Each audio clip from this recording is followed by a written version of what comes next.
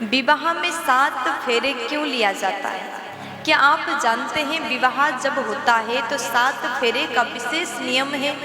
जब तक 7 फेरे नहीं होता है तब तक विवाह संपन्न नहीं होता है। हमारे संस्कार में विवाह जो संस्कार है, 16 संस्कारों में से विवाह संस्कार एक अत्यंत महत्वपूर्ण संस्कार है। विवाह संस्कार के पश्चात ही हम गृहस्थ आश्रम में प्रवेश करते हैं और 7 फेरा विवाह का बहुत बड़ा नियम है। जब तक 7 फेरे नहीं किया जाता तब तक विवाह संपन्न नहीं होता। लेकिन कई लोगों को नहीं पता कि विवाह में 7 फेरे क्यों लिया जाता है। देखिए, यज्ञाग्नि के चारों ओर फिरना, परिक्रमा लगाना और कहीं कहीं भांवर फेरना भी कहते हैं। 7 फेरे को भांवर भी कहते हैं। और जब तक 7 फेरे नहीं होते तब तक पति पत्नी गृहस्थ आश्रम में प्रवेश नहीं करते।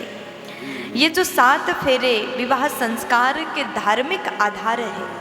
7 फेरे इसलिए भी लिया जाता है क्योंकि ये विश्वास का प्रतीक है। और अग्नि के समक्ष ही 7 फेरे क्यों? क्योंकि अग्नि जो है, जब हम हवन करते हैं, जब हम पुण्य धार्मिक अनुष्ठान करते हैं, तब अग्नि प्रज्वलित करना एक बहुत सुंदर महिमा इसका है। अग्नि जो है सूर्य का प्रतीक है। सूर्यदेव साक्षात भगवान का प्रतिनिधि है, भगवान विष्णु के स्वरूप माना गया। सूर्य जगत की आत्मा है और तथा विष्णु भगवान का रूप भी है। और पृथ्वी पर अग्नि को ही सूर्यदेव के प्रतिनिधि के रूप में अग्नि प्रज्वलित करके 7 फेरे किया जाता है।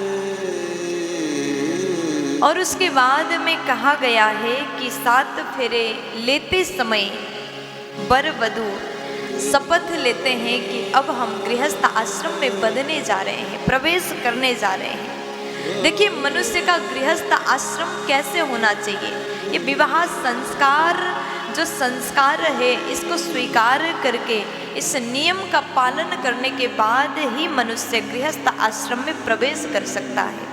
जब तक विवाह ना हो, जब तक मनुष्य 7 फेरे ना ले, तब तक गृहस्थ आश्रम में प्रवेश कर ही नहीं सकता।